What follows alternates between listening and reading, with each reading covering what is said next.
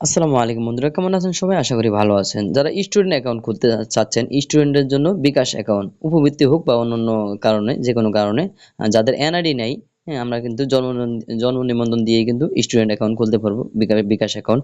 তো আমাকে কিন্তু অনেকেই প্রশ্ন করে, এই অনেক অন্যান্য বিকাশের যে ভিডিওগুলো আছে সেই মাধ্যমে অনেকে কিন্তু আমাকে প্রশ্ন করে, কমেন্ট করে যে ভাই কত বছর বয়স লাগবে বা আপনার কি কি লাগবে, ঠিক আছে, আরো কি কি লাগবে। তো সেক্ষেত্রে এখানে বেশি কিছুই লাগবে না, শুধু আপনার জন্ম নিবন্ধনটা লাগবে এবং কি আপনার যদি আপনার বয়স অবশ্যই 18 বছর নিচে হতে হবে। 14 থেকে 18 এর মধ্যে হতে হবে, ঠিক আছে। 18 বছর পর হলেও চলবে না, 18 বছর 14 বছরের নিচে হলেও চলবে না, ঠিক আছে। 18 বছর পরে হলেও কিন্তু আপনার এনআইডি কার্ড দেওয়া লাগবে, ঠিক আছে, তাছাড়া কিন্তু হবে না। আর লাগবে আপনার শুধু আপনার এই যে বাবা মা দুজনের একজনের কিন্তু আপনার বিকাশ অ্যাকাউন্ট থাকতে হবে একটি, হোক বাবা বা মা, যে কোনো একজনের বিকাশ অ্যাকাউন্ট থাকতে হবে, তাদের তথ্য প্রয়োজন হবে, ঠিক আছে। ফোন নাম্বার এবং কি বিকাশ অ্যাকাউন্ট অবশ্যই লাগবে।